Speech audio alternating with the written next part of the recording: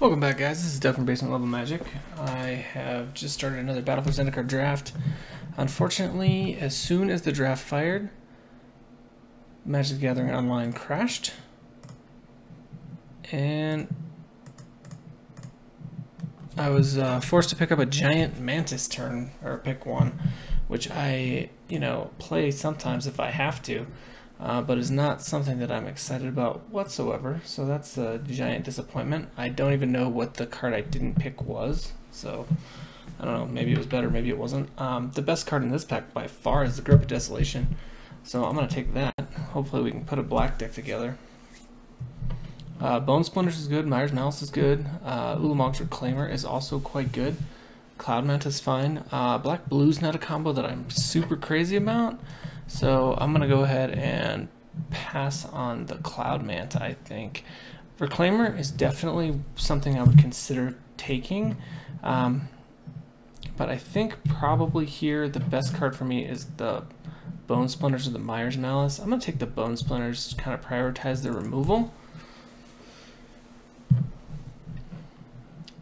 We're going to eventually have to put together a deck that does something. I think probably here again we're Bone Splinters versus Myers Malice versus Rising Miasma.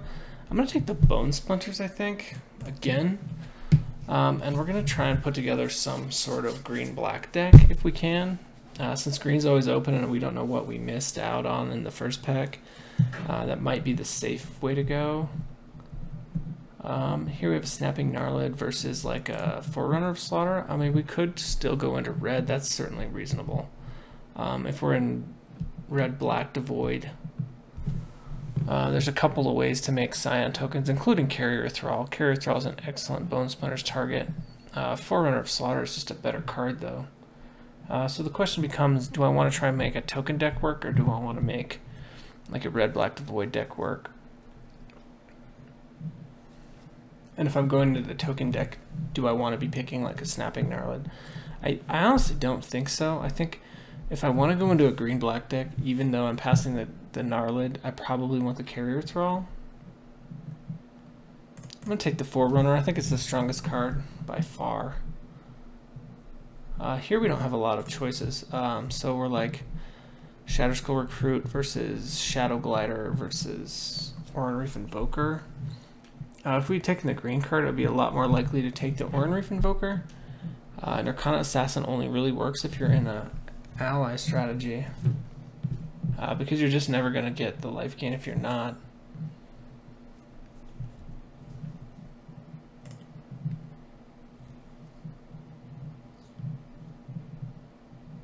I mean, I guess we take the red card. It's probably the best card that was there. Here we have not a lot. I mean, if we're trying to make an aggressive black-red deck, I guess we want probably the Sure Strike. Could take a Devastator here. Baloth is... There's always a Baloth. If you want a Baloth, you're going to get a Baloth by the end of the draft. So we'll take a Sure Strike here. It is one of my favorite combat tricks. I like it better with white. I like my aggressive decks in a white-red shell, but we'll see if black-red works. There's got to be something here. If we can get a couple Sledge Crawlers, we could make something happen.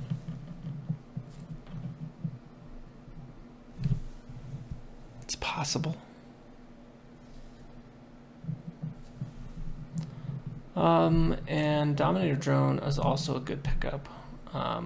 We still don't know if we're in a Devoid strategy or not, but it sure looks like we are. We only have one creature that's not Devoid. We're also a little light on creatures, only having 3 so far. Our first couple picks being not creatures. The Grip is an excellent first pick. I would take that over a lot of the rares in this format, but taking 2 Bone Splinters early in pack 1 wasn't really ideal. I would love to pick up some Carrier Thralls late. If that one we did see wheels, that would be amazing.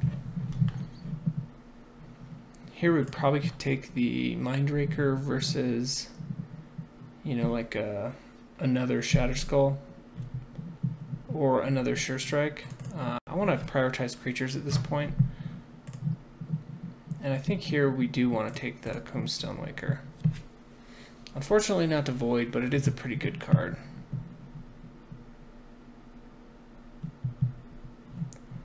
Of these cards, probably the Unified Front is the strongest, but I mean, it's still, I guess it's still potentially reasonable that we end up in an allied deck of some sort, just based on what we see in Pack 2, but I doubt it. Goblin Warpaint, I mean, I guess if you want to go ultra aggressive, maybe that's a sideboard card. Same with the Volcanic Upheaval, maybe it's a sideboard card.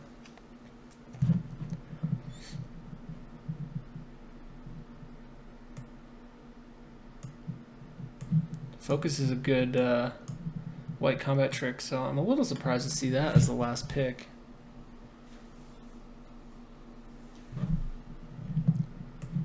It's not like excellent, but it's pretty darn good. It's good against us too, so that's a nice reason to take it out. So we currently only have one way to ingest. But for 9 cards, 9 playable cards in the 2 colors we've chosen in the first pack, that's pretty good. I would rather be red-black aggro, and I would like to keep that colorless if I can. Undergrowth Champion's quite good, so is Dampening Pulse. Not in the colors we're in, and double green is awful hard to splash. But excellent card, it's a mythic. And if you guys watched Josh's draft over on Seems Good Magic, it's the mythic to put him into green early in draft 1. I think it was his pack 1, pick 1.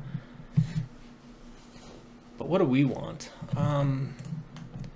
Maybe a Vampiric Rites? I don't want a Warpaint. I could see taking the Skimmer. Skimmer's a good card.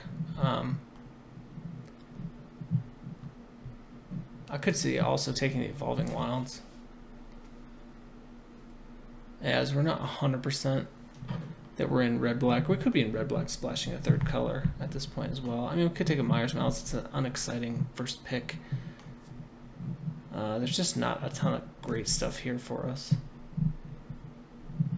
So yeah, I'll go ahead and take the Evolving Wilds. Leaves us the most open to another pick. Seeing some really good white now with the Gideon's Reproach and the Lithomancer's Focus. Crumble to Dust is it's an interesting card. I was watching Houmph on Twitch earlier today, and he played against a mono red deck playing Crumble to Dust. It's like, what is this? But I think he actually did lose to it. And I think he was playing Esper Dragons. But what do I want to pick up here? Probably the Vestige of Emrakul fits the deck the best. Ondu Champion and Sure Strike probably wheel. I think we're pretty far from being in blue at this point. With a double colored red-black card. You know, 3 pretty good red cards. I could see cutting the Shatterskull Recruit as well, to be honest, if we don't end up in that deck. I think here I want the Sludge Crawler. I'd love to have the Outnumber, but we just don't have the creatures yet to support an Outnumber. And I already took 2 Bone Splinters. Spawning Bed would be something, if it wheels, that I would be absolutely ecstatic to take. And Drana's Emissary is just an awesome card, but clearly we're not white-black life gain. I would even pick up a couple more Sludge Crawlers. I think the card is awesome. At this point, we also would be looking to pick up like a Ruin Processor or, you know, a Devastator or something like that.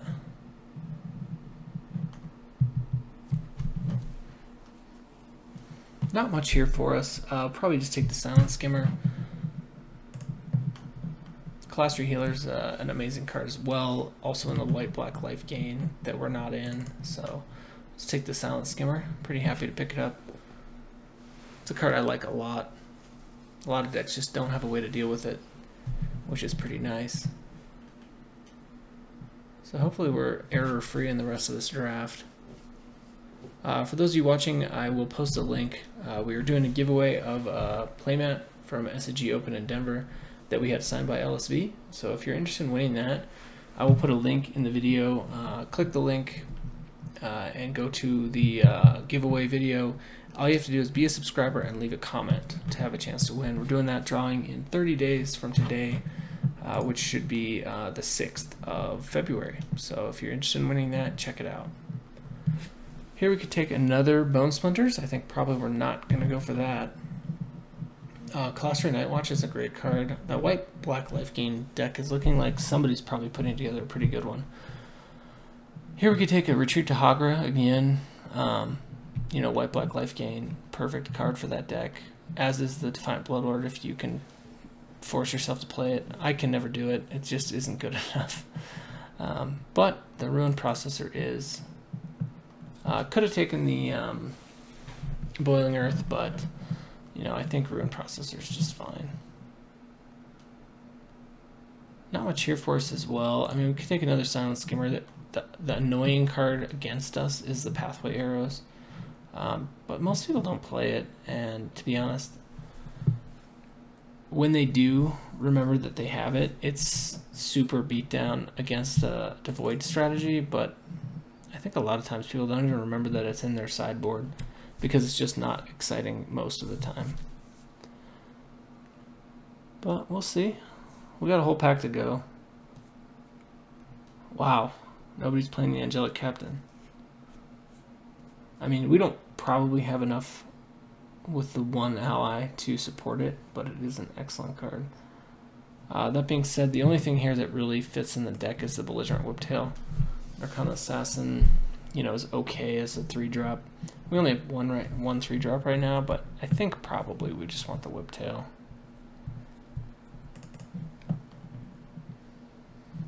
Retreat to Valakut doesn't generally see play, so our options here are Valakut Predator, which is the more aggressive card, or Valakut Invoker, which is a more long-term, like, you know, take over the late game card.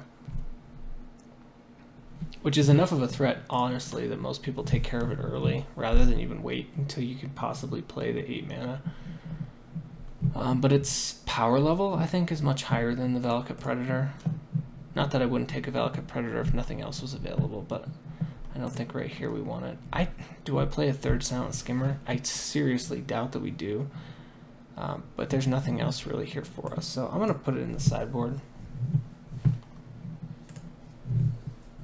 So here we could take Ondu Champion as another 4-drop, but our 4-drop slot is just packed. So Crumble to Dust, same deal. I think we just take the Sure Strike. Could take the Devastator. It's the only thing here that might see play. I say we throw it in the sideboard and make our decision later. Grove Tender Druids is a pretty decent card.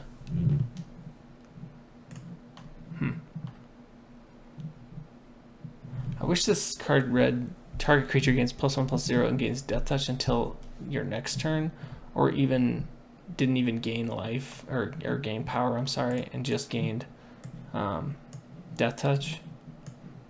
That would make it useful. As it stands, it's not.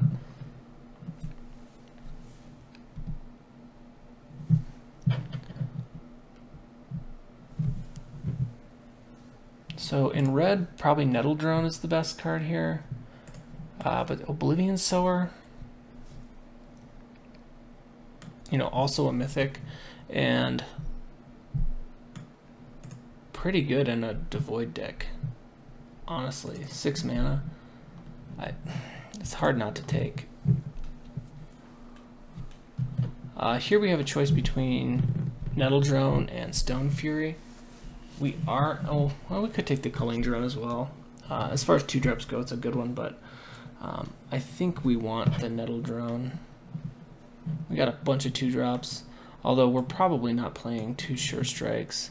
I don't want to play the Reckless Cohort. Slide Runner comes back, I'd be okay with that. I just don't see us playing a third color in this deck so far. So it's like Nettle Drone with a mostly Devoid strategy versus a Culling Drone, which, you know, is okay, but doesn't have a lot of late game utility. I think the Nettle Drone is just the better pickup. I'm gonna take the Sludge Crawler here. I think it's an excellent 1-drop, and I would love to see it, you know, more often than not in my starting hand. But Grave Birthing is something I would definitely pick up if there's another one.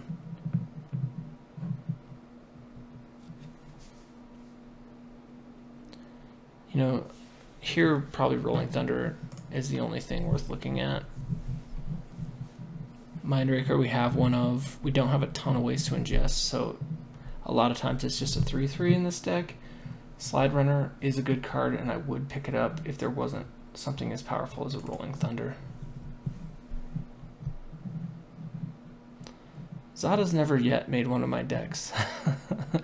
I mean, if there were just more instant speed, like pump effects other than Sure Strike, I suppose I would be more likely to take it. But Stone Fury is probably what we need here. We don't have a ton of removal. And the removal we do have is like dependent on us destroying one of our own creatures. And we have really no token creators. So, you know, right now it's sort of a, you know, last last choice. And in this pack, we could take a Despoiler, which is probably just a 5/5 for 6, which is, you know, decent. Or we could take a Boiling Earth. And Blighted Fen's a decent card too. I don't think the power level is nearly on par with Boiling Earth or Ulamog's Despoiler. I'm just wondering if I'm putting too much at the top of this curve. Maybe not. Another Crumble to Dust. And we have an Undo Champion, so there's nothing here that we probably are all that interested in taking. Chijuru Warcaller is probably the best card and something that I will definitely take out so that we don't play against it. I think we can probably make a Kozilek Sentinel work. And we'll probably cut one of the Bone Splinters unless we get some other way to, you know, create a token. If we pick up a Carrier Thrall or something, then yeah, I'll definitely throw it back in. But until then, it can chill out in the sideboard. So do I take the Geyser Field Stalker because I can play it potentially as a 5-drop? God, do I really want it at my 5-drop slot? I mean, it attacks as a 5/4, I guess. It just doesn't block. So I think I'm just gonna hate out the Core Blade Whirl. There was definitely a white deck out there if we had chosen to draft it. We could take the Slide Runner and have another 2-drop. Probably would cut. I don't know, we could cut from the top, that's for sure. Even a Myers Mouse actually would be okay. It is a good card. But our 6-drop is so full already. Yeah, I'm just going to take out the Ghostly Sentinel. Probably Broodhunter Worm is the one thing that would give us trouble. It's Sure Strike number 3 and a Goblin Warpaint number 2 versus a Territorial Bailoff. If somebody wants to play the Bailoff, like, I guess I'm okay with that. We'll take the Sure Strike. Maybe there's a world in which we play multiples. Cohort number 2 is not going to make the deck. That's fine. So actually, overall, you know, given this deck, probably a B minus maybe. As far as Devoid strategies go, you know, it's interesting. We got a lot more ways to ingest than I thought we were going to have.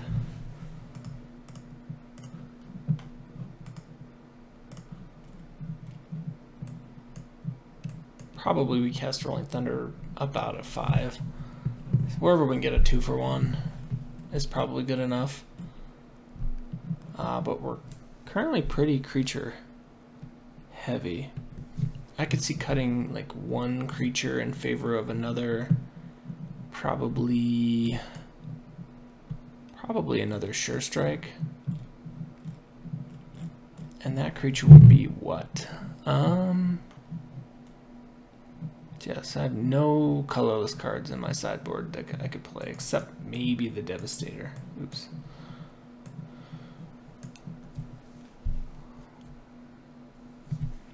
I think we play the Evolving Louse just in case we get stuck on mana. I think it's Definitely worth playing, even if we're only 2 colors.